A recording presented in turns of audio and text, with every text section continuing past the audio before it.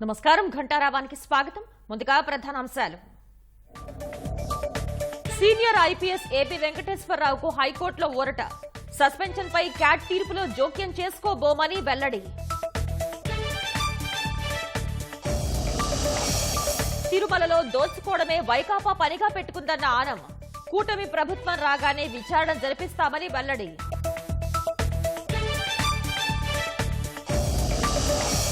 వైకాపా పరాజయం అంచుల్లో ఉందన్న నాగబాబు. కవ్వింపు చర్యలకు ప్రతిస్పందించొద్దని శ్రేణులకు పిలుపు.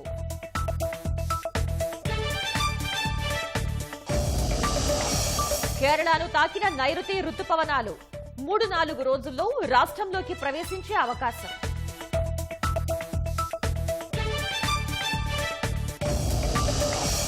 అగ్నిబాన్ రాకెట్ ప్రయోగం విజయవంతమైందన్న ఇస్రో. ప్రపంచ అంతరిక్ష మార్కెట్లను ఒడిసి పట్టేలా భారత్ కీలక అడుగు.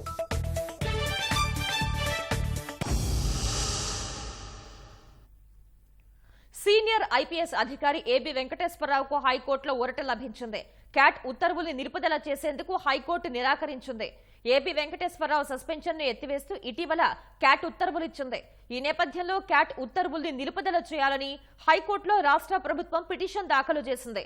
దీనిపై విచారణ చేపట్టిన న్యాయస్థానం క్యాట్ ఉత్తర్వుల్ని సస్పెండ్ చేసేందుకు నిరాకరించింది. క్యాట్ తీర్పులో జోక్యం చేసుకోబోమని చెప్పిన హైకోర్టు ప్రభుత్వ అప్పీల్ని కొట్టివేస్తూ ఉత్తర్వులు ఇచ్చింది.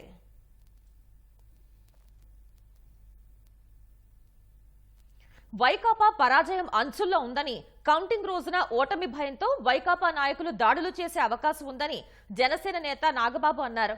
వైకాపా కవ్వింపు చర్యలకు ప్రతిస్పందించొద్దని కూటమి నేతలు, జన సైనికులు సంయమనం పాటించాలని విజ్ఞప్తి చేశారు. ఎన్నికల సంఘానికి సహకరించి ప్రజాస్వామ్యాన్ని గౌరవిద్దామని సూచించారు. ఖచ్చితంగా కూటమి ప్రభుత్వం ఏర్పడబోతోందని ఎక్స్లో నాగబాబు ఓ వీడియో విడుదల చేశారు. మీ అందరికీ నా విన్నపం ఏంటంటే, ముఖ్యంగా జన సైనికులకి, వీర మహిళలకి, నాయకులకి రేపు ఓట్ల లెక్కింపు సమయంలో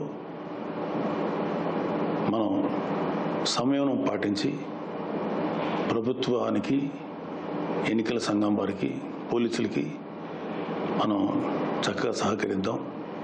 అలాగే వైసీపీ వారి యొక్క ఎటువంటి కవ్వింపు చర్యలకి ప్రతిస్పందించద్దు అని చెప్పి మిమ్మల్ని మనస్ఫూర్తిగా కోరుకుంటున్నాను. ఎందుకంటే ఏమీ లేని నాకు ఎగిరెగిరి పడుతుంది, అన్నీ నాకు అడిమడిగా ఉంటుంది అన్నట్టు మనందరం సైలెంట్గానే ఉందాం. కూటమి సభ్యులందరికీ, అలాగే జనసేన కార్యకర్తలకి, వీర మహిళలందరికీ ఒక మనవి, మనం ప్రజాస్వామ్యాన్ని గౌరవిద్దాం. ప్రజాస్వామ్యానికి వ్యతిరేకంగా మనం ఏం చేయొద్దు. పోలీసులకి, ఎన్నికల సంఘానికి సంపూర్ణంగా సహకరిద్దాం. మన డెమోక్రటిక్ స్పిరిట్ని మనం నిలబెట్టుకుందాం. ఖచ్చితంగా రేపు రాబోతున్నది మన కూటమి ప్రభుత్వమే. కాబట్టి ఓడిపోయే వాళ్ళు చేసేటువంటి కవ్వింపు చర్యలకి, వాళ్ళు చేసేటువంటి అల్లర్లకి మీరు ప్రతిస్పందించొద్దు. విజయవాడలో కలుషిత నీటి సరఫరాపై సిపిఎం నేతలు ఆందోళనకు దిగారు. పశ్చిమ నియోజకవర్గంలోని కొండ ప్రాంతాల్లో కలుషిత నీరు సరఫరా కావడం దారుణమని సిపిఎం నగర కార్యదర్శి సత్యబాబు ఆగ్రహం వ్యక్తం చేశారు. మంచినీటి పైప్ లైన్లకు మరమ్మతులు చేసి స్వచ్ఛమైన నీటిని అందించాలని డిమాండ్ చేశారు. సామాన్యులపై చెత్త పన్నుల భారాలు మోపే నగరపాలక సంస్థ అధికారులు ప్రజలకు స్వచ్ఛమైన నీరు ఇచ్చేందుకు మాత్రం నిర్లక్ష్యం చేస్తున్నారని ఆగ్రహం వ్యక్తం చేశారు. విజయవాడ నగరం కృష్ణానది చెప్తేనే ప్రపంచం అంతా పులకరిస్తుంది. కానీ ఈరోజు కృష్ణానదిలో విజయవాడ నగరంలో ఉన్న ప్రజలు కృష్ణానది మంచినీళ్ళు అంటే భయపడే పరిస్థితికి వచ్చింది. దీనికి కారణం పరిపాలించే ఈ పాలకులు, అధికారుల యొక్క నిర్లక్ష్యం. తలగలిపి మంచినీళ్ళు తాగితే ప్రాణాలు కోల్పోయే పరిస్థితి వచ్చిందంటే ఎంతకన్నా దౌర్భాగ్యం ఎక్కడైనా ఉంటుందా? ఈరోజు మొగలరాజపురం ప్రాంతంలోనే ఇప్పటికే 4-5 మరణించారు. అలాగే విజయవాడలో వందలు వేల సంఖ్యలో ఈ పొల్యూషన్ వాటర్తో వాంతులు, విరోచనాలు లాంటి తీవ్రమైనటువంటి ప్రాణాపాయ స్థితికి వెళ్తున్నటువంటి పరిస్థితి. గత అనేక నెలల నుంచి ఈ 11 MGD వాటరు మరి పసుపు కలర్లో వస్తుందండి, మార్చండి అని కమిషనర్కి, అధికారులకి మరి చెప్పినా సరే ఇంతవరకు అతీగతి లేదు. అంటే ప్రజల ప్రాణాలు కోల్పోతేనే మీరు స్పందిస్తారా? ప్రజలు బతికుండగా మంచినీళ్ళు, స్వచ్ఛమైన మంచినీళ్ళు ఎవరా? స్వచ్ఛమైన మంచినీరు ఇవ్వకుండా మురుగునీళ్ళు ఇచ్చి, రంగుమారిన నీళ్ళు ఇచ్చి ప్రజల్ని చావమంటారా? అనంతపురం జిల్లా వ్యాప్తంగా ఎన్నికల కౌంటింగ్ దృష్ట్యా 144వ సెక్షన్ను పోలీసులు పకడ్బందీగా అమలు చేస్తున్నారు. సమస్యాత్మక గ్రామాల్లో పటిష్ట చర్యలు తీసుకుంటున్నారు. కేంద్ర బలగాలతో కవాతు నిర్వహించి ప్రజలకు అవగాహన కల్పిస్తున్నారు. ఈ నేపథ్యంలో డ్రోన్ కెమెరాలతో ఆయా ప్రాంతాల్లో అధికారులు పర్యవేక్షణ చేస్తున్నారు. కౌంటింగ్ సమయంలో ఎలాంటి అవాంఛనీయ సంఘటనలు చోటు చేసుకోకుండా పటిష్ట ఏర్పాట్లు చేశామని ఎస్పీ గౌతమిశాలి తెలిపారు. 144వ సెక్షన్ అమల్లో ఉన్నందున ప్రజలు గుమికూడి ఉండకూడదని పోలీసులు హెచ్చరించారు.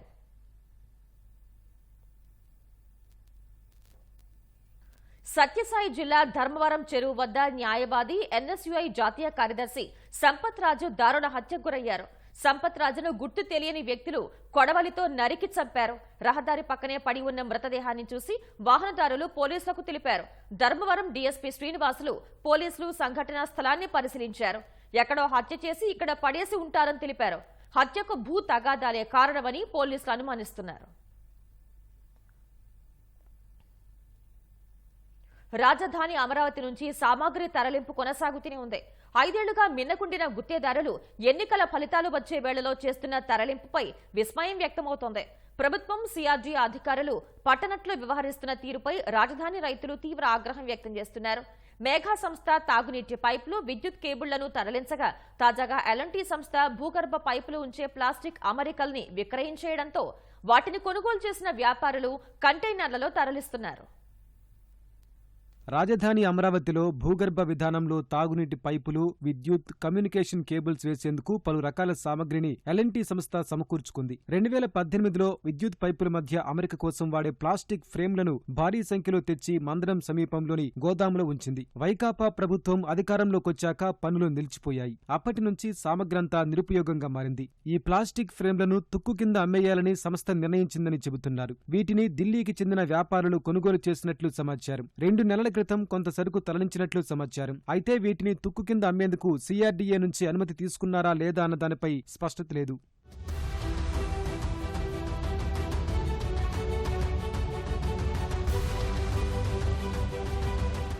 ఎల్ఎన్టీ నిల్వ కేంద్రం నుంచి సామగ్రిని తరలిస్తున్నారన్న సమాచారం తెలుసుకున్న రైతులు అక్కడికి చేరుకున్నారు. భారీ కంటైనర్లతో రాజధాని నుంచి ఎందుకు తరలిస్తున్నారని సంస్థ ప్రతినిధులను ప్రశ్నించారు. కొద్ది రోజుల్లో ఎన్నికల ఫలితాలు రానున్నందున అప్పటి వరకు అయినా ఆగాలని కోరారు. అమరావతి నిర్మాణానికి ఆటంకం కలిగించొద్దని వేడుకున్నారు. గుత్తేదారు సంస్థలు సామగ్రిని తరలించడంపై ప్రభుత్వం స్పందించాలని రైతులు డిమాండ్ చేస్తున్నారు.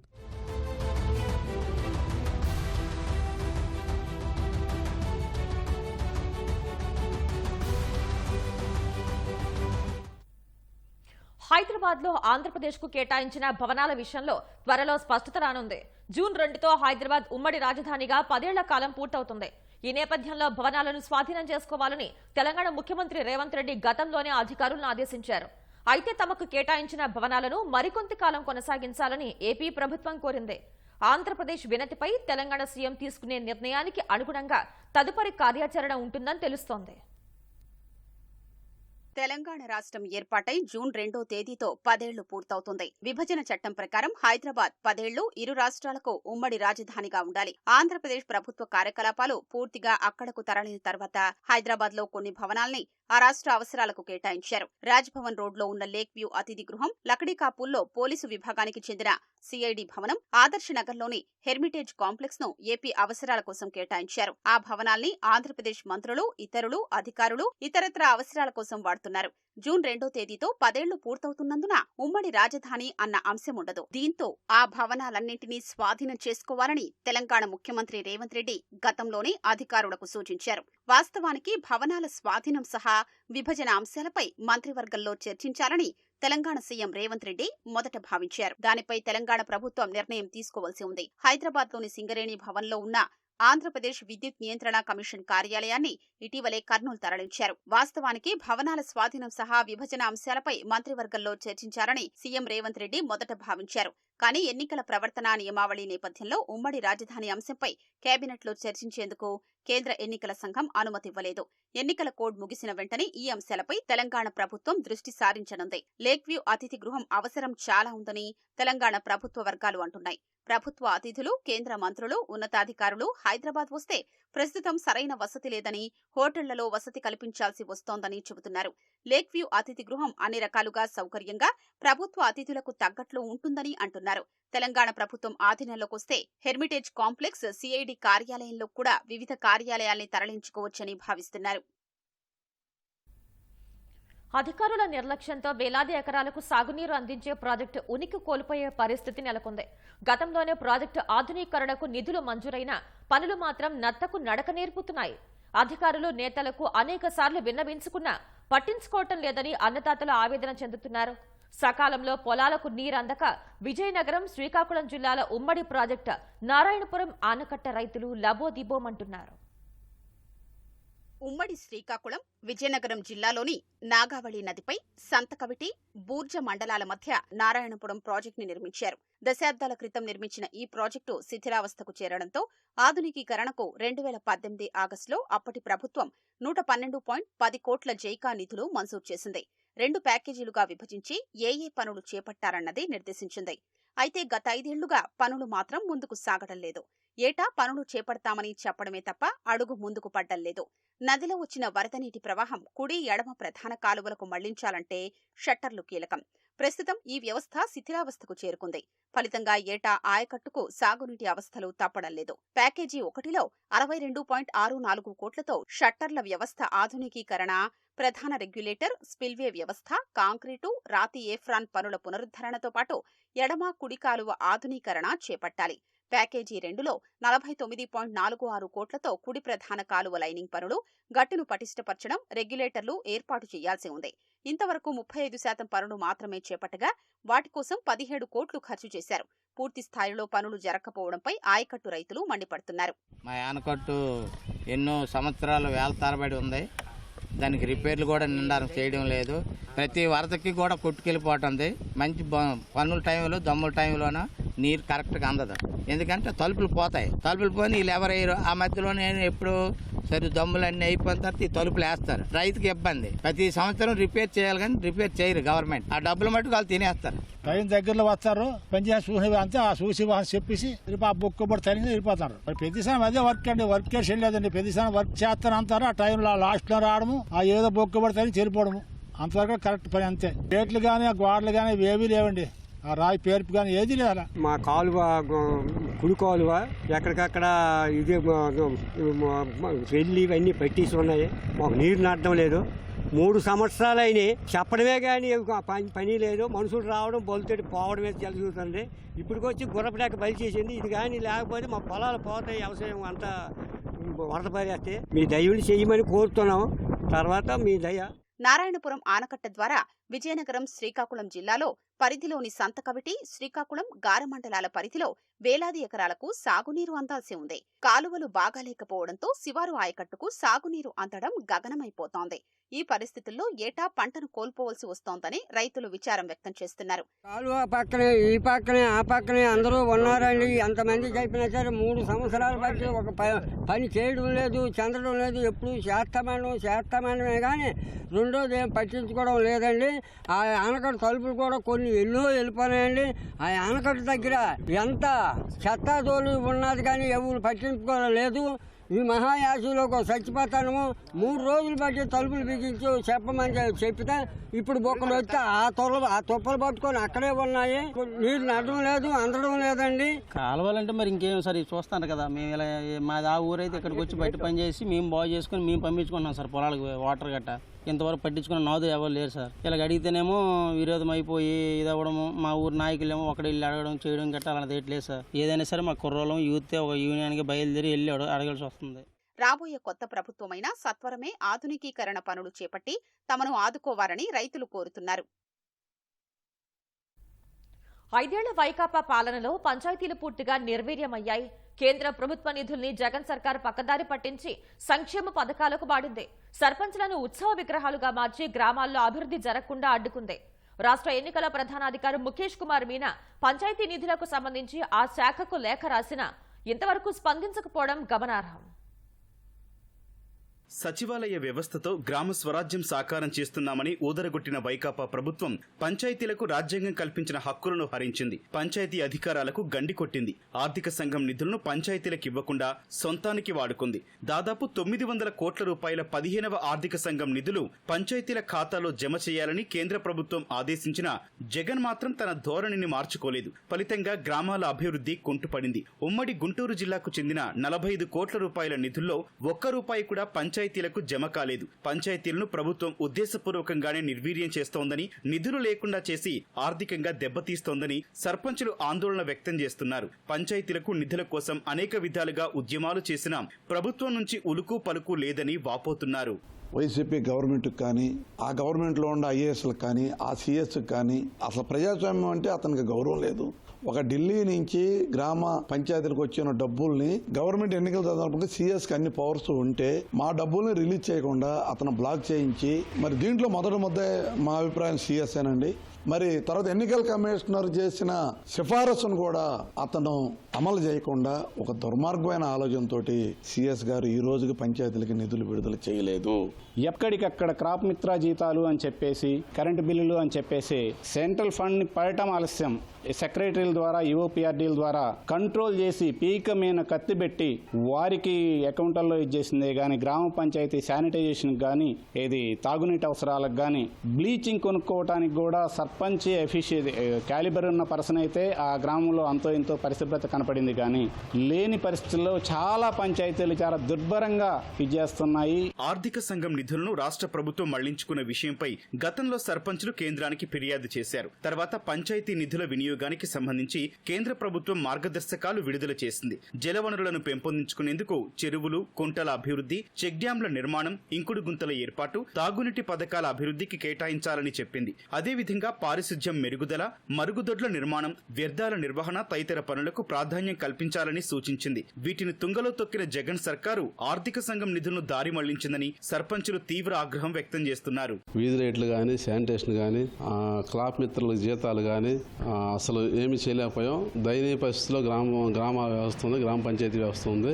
ఎండాకాలం బాగా వాటర్ రిసోర్స్ ఎక్కువ ఉంది. దానికి కనీస సౌకర్యమైన మంచినీళ్లు, వీధి రేట్లు, రోడ్లు ఏమీ కల్పించలేకపోయాం. ఈ గత 3 సంవత్సరాలలో ఎటువంటి అభివృద్ధి కార్యక్రమం చేయలేకపోయామండి. ఎన్ని పోరాటాలు చేసి ఈ ప్రభుత్వానికి క్షేమ కుట్టినట్టు కూడా లేదండి. పంచాయతీ వ్యవస్థ ఒకటి ఉంది దేశంలో, రాష్ట్రంలో అనేది మర్చిపోయింది. పంచాయతీలను పట్టించుకోవడం మానేసింది. గత నెల రోజుల నుంచి రాష్ట్రంలో విపరీతమైన ఎండలు వేస్తా ఉంది. ఈ నేపథ్యంలో చాలా చిన్న గ్రామ పంచాయతీల్లో కూడా మంచినీరు సౌకర్యం కూడా అందించలేక చాలా పంచాయతీలు ఇబ్బందులు పడుతున్న పరిస్థితుంది. ఇన్ని ఇబ్బందులు ఉన్నా కానీ వచ్చిన డబ్బుల్ని రాష్ట్ర ప్రభుత్వం ఇవ్వాల్సిన 5వ ఆర్థిక సంఘ నిధుల్ని గత 3 సంవత్సరాల నుంచి విడుదల చేయకుండా ఉంది. చిన్న లైట్లు గాని ఏపీలు రిపేర్ చేయించలేక చాలా మంది సర్పంచులు అప్పులు పాలయ్యి ఇబ్బందులు పడుతున్న పరిస్థితుంది. ఇప్పటికైనా కానీ రాష్ట్ర ప్రభుత్వం ఎన్నికల సంఘం చొరవ చేసి 15వ ఆర్థిక సంఘ నిధులు వెంటనే గ్రామ పంచాయతీలకి విడుదల చేయాలని డిమాండ్ చేస్తా ఉన్నాం. మార్చి 28న కేంద్రం రాష్ట్ర ప్రభుత్వానికి నిధులు విడుదల చేసింది. రాష్ట్ర ఆర్థిక శాఖ అధికారులు పంచాయతీ, మండల, జిల్లా పరిషత్ ఖాతాల్లో ఆ నిధులను జమ చేయలేదు. దానికి సంబంధించి రాష్ట్ర ఎన్నికల ప్రధాన అధికారి ముఖేష్ కుమార్ మీనా పంచాయతీరాజ్ శాఖకు లేఖ రాసినా ఇంతవరకు స్పందించలేదు. పంచాయతీలకు పంపిన ఆర్థిక సంఘం నిధులను రాష్ట్ర ప్రభుత్వం వెంటనే ఖాతాల్లో జమ చేయాలని సర్పంచులు కోరుతున్నారు. తితిదే పత్రాలు, కంప్యూటర్ల ధ్వంసానికి కుట్రలు చేస్తున్నారన్నారు. కూటమి అధికారంలోకి రాగానే అవినీతిపై విచారణ చేస్తామన్నారు. చంద్రబాబు నాయుడు గారు గెలుస్తున్నారని తెలిసి కొంతమంది అధికారులలో వణుకు పుడుతుంది. ఉద్యోగానికి రాజీనామా చేయాలి, లేకపోతే దాంకోవాలి ఫారెన్ పోయి అని కూడా చాలా మంది ఐఏఎస్ అయితే ఏమి, మిగతా అఫీషియల్స్ అయితే ఏమి, పోలీస్ డిపార్ట్మెంట్ లో ఉండే వాళ్ళు అయితే ఏమి, తప్పులు చేసిన ప్రతి ఒక్కరూ ఆంధ్ర రాష్ట్రం వదిలి పారిపోయేదానికి సిద్ధముగా ఉన్నారు అనే విషయం మీరు అందరూ గ్రహించాలి. తిరుమల తిరుపతి దేవస్థానం టీటీడీలో ధర్మారెడ్డి గురించి మాట్లాడతాం. ఢిల్లీలో ధర్మారెడ్డి మీద క్రిమినల్ కేసులున్నాయి, నేను బయట పెట్టా. ఎలా కొనసాగించింది ఏపీ గవర్నమెంట్? టీటీడీ ఈవోగా మీరు పెట్టి నడిపిస్తారా? టీటీడీ ఈవోగా పనిచేస్తున్నావా, ఇన్ఛార్జ్ ఈవోగా, లేకపోతే జగన్మోహన్ రెడ్డి ఇంట్లో పనోడిగా పనిచేస్తున్నావా అని కూడా ఈరోజు తెలుగుదేశం పార్టీ ప్రశ్నిస్తుంది. శ్రీవాణి ట్రస్ట్ 2000 crore స్కామ్ 2,000 కోట్ల రూపాయలు ఎవడబ్బా సొత్తురా నువ్వు ప్రైవేట్ బ్యాంకుల్లో వేసేదానికి? నీ తాత ఇచ్చాడా డబ్బులా? నీకేనా కట్నం వచ్చిందా? సాక్షాత్తు ఆ గోవిందుణ్ణి తిరుమల తిరుపతి దేవస్థానంలో ఇంత అవినీతి ఎప్పుడైనా చూసావా అని నేను అడుగుతున్నా. నువ్వు ఢిల్లీకి పోయినా, నువ్వు లండన్కి పోయినా, నువ్వు జూపిటర్కి పోయినా, నువ్వు మార్స్కి పోయినా కూడా నిన్ను తిరిగి తీసుకొని వస్తామని కూడా నేను మనవి చేస్తా ఉన్నా. దర్శనం టికెట్లు ఇది పాపం ధర్మారెడ్డి ఒక్కడు, కరుణాకర్ రెడ్డి ఒక్కడే కాదయ్యో, అందరూ మా రోజక్క కాడి నుంచి శివిరెడ్డి కాడి నుంచి అందరూ దర్శనాల టికెట్లో కోట్ల రూపాయలు సంపాదించుకుంది వాస్తవం. తిరుమల దేవస్థానం ఉండి వైసీపీ ఉండి అయిపోయింది. తెలుగుదేశం ప్రభుత్వం రాగానే ప్రతి ఇష్యూ మీద ఎంక్వైరీ ఉంటుంది. తెలుగుదేశం పార్టీ నాయకులు, కార్యకర్తలు, ఆంధ్ర రాష్ట్ర ప్రజలు రిజల్ట్స్ కోసం ఎదురు చూస్తున్నారని భయపడాల్సిన అవసరం లేదు. చంద్రబాబు అనే నేను మీరు తొందరలో వినబోతున్నారని కూడా మీకు మనవి చేస్తున్నాను. పెరిగిన కూరగాయల ధరలతో సామాన్యులు బెంబేలెత్తిపోతున్నారు. 500 రూపాయలకు 5 రకాల కూరగాయలు కూడా రావటం లేదని కడప ప్రజలు అంటున్నారు. వేసవి ప్రారంభంలో ధరలు సాధారణంగా ఉన్న నెల రోజుల నుంచి ధరలు క్రమంగా పెరుగుతున్నాయని తెలిపారు. ప్రభుత్వం సబ్సిడీ ధరలతో విక్రయించే రైతు బజార్లోనే ఇలాంటి పరిస్థితి ఉంటే బయట మార్కెట్ల పరిస్థితి ఏంటని ప్రశ్నించారు. ప్రభుత్వం తక్షణమే కూరగాయల ధరల్ని తగ్గించి పేద మధ్యతరగతి ప్రజానీకానికి ఉపశమనం కలిగించాలని వినియోగదారులు కోరుతున్నారు. ఏ కూరగాయలు తీసుకున్నా కనీసం మ్యాక్సిమం 50 నుంచి 150 వరకు ఉంది. అది సామాన్య మానవునికి జీవించడానికి చాలా కష్టం. ఎందుకంటే ఒక సామాన్య మానవుడు ఒక రోజు పనికి పోతే 500 రూపాయలు మాత్రమే వస్తుంది. 500లో అతను కూరగాయలకే దాదాపుగా 200 రూపాయలు పెట్టాల్సింది వస్తుంది ఫ్యామిలీని గడపాలంటే. కాబట్టి అతను ఇంకా లివింగ్ కాస్ట్లు, రెంట్లు అవన్నీ ఉంటాయి కాబట్టి బతకడానికి చాలా కష్టంగా ఉంది. కనీసం 500 పెట్టే ఒక బ్యాగు నిన్న కూడా కూరగాయలు కాని పరిస్థితి ఉన్నది. ఇక్కడ ఏది ఎత్తుకున్నా కానీ టమాటాలు కానీ, క్యారెట్ కానీ, బీట్రూట్ కానీ ఏది ఎత్తుకున్నా అన్ని 100లో రేట్లు ఉన్నాయి. ఈ విధంగా సామాన్య ప్రజానీకం కూడా కనీసం కూరగాయలు, ఆకుకూరలు తినలేని పరిస్థితుల్లో మనము ఎగుతున్నాం. కాబట్టి కూరగాయలు, ఆకుకూరలు రేట్లు తగ్గించి సామాన్య ప్రజాని ఆదుకోవాల్సిందిగా కోరుతున్నాం. ఉదయం మార్కెట్కు 500 డబ్బులు తీసుకెళ్తే కూరగాయలు తెచ్చుకుందామని విపరీతమైన రేట్లు పెరగడంతో కొన్ని కూడా రావడం లేదు. పేద మధ్యతరగతి కుటుంబీకులు ఎలా బతకాలి? మేము ప్రైవేట్ ఉద్యోగం చేసే వాళ్ళము అంతంత రేట్లు పెట్టి కొనాలంటే కష్టంగా ఉంది.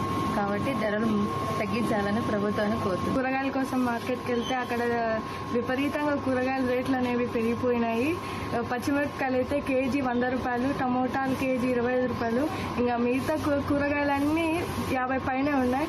సో అలా రేట్లు పెంచితే మధ్యతరగతి కుటుంబం వాళ్ళు, బీద కుటుంబం వాళ్ళు ఎలా జీవిస్తారు? అది దృష్టిలో పెట్టుకొని ప్రభుత్వం వాళ్ళు తగ్గిస్తే మాకు సంతోషంగా ఉంటుంది. చిన్నపాటి వర్షం వస్తే చాలు రోడ్లు, కాలనీలు నిండా మునుగుతున్నాయి. మురికి కాలువలు ఉప్పొంగిపోతున్నాయి. అందులోనూ పూడిక తీయకపోవడంతో మురుగు ప్రవహించకుండా ఎక్కడికక్కడే నిలబడి దోమల కావాసాలుగా మారుతున్నాయి. పాలకులు, అధికారుల నిర్లక్ష్యంతో ఆధ్యాత్మిక నగరం మురికి కూపంగా మారింది. స్వచ్ఛ సర్వేక్షణలో జాతీయ స్థాయిలో ఉత్తమ ర్యాంకులు సాధించిన తిరుపతిలో పారిశుద్ధ్యం అధ్వానంగా తయారైంది. ఇలాంటి పరిస్థితులే కొనసాగితే భవిష్యత్తులో ఆకర్షణీయ ప్రదేశం కాస్త వరద నీటి నగరంగా మారుతుందేమోనని ప్రజల్లో ఆందోళన నెలకొంది.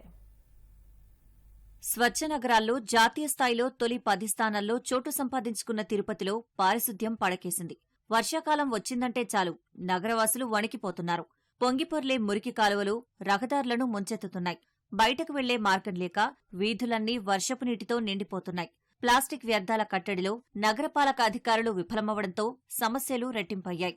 ఇంటింటి చెత్త సేకరణ అటకెక్కడంతో కాలువల్లో చెత్తాచెదారం పేరుకుపోతూ ప్రవాహానికి అడ్డుపడుతోంది. ఏటా వర్షాలకు ముందు పూడికతీత పనులు చేయాల్సి ఉన్నా ఆ ఊసే లేదు. దీంతో ముంపు సమస్యలు పెరిగి ప్రజల జీవితం అతలాకుతలమవుతోంది.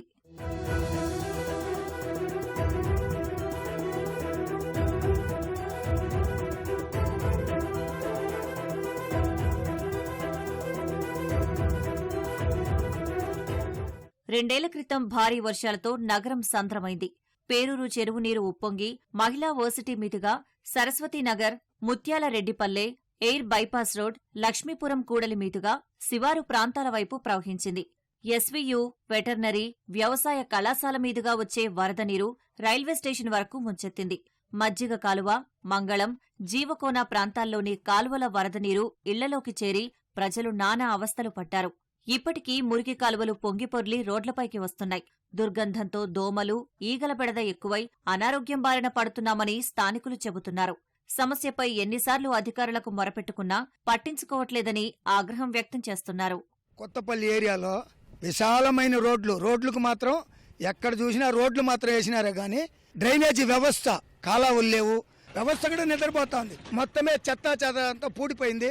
బాగా వర్షం వచ్చింది అనుకో, ఈ ఏది ముంచేస్తుందో రాత్రిపూట ఎవరు ఏమైపోతారో కూడా తెలియకుండా ఉంది. గవర్నమెంట్ అధికారులు ఇంకన్నా కళ్ళు తెరవండి, కళ్ళు తెరిచి ఈ వ్యవస్థ ఈ రోడ్లకు తగ్గట్టు డ్రైనేజీ కాలువలు కానీ దీన్ని అంతా శుభ్రం చేయనారంటే, పూడికలు తీసి శాశ్వతంగా దీనికి పరిష్కరిస్తే తిరుపతి పుర ప్రజలు బాగుండాలంటే ఫస్ట్ డ్రైనేజీ వ్యవస్థని చక్కదిద్దాలా. చెత్త ఫుల్గా ఉంది.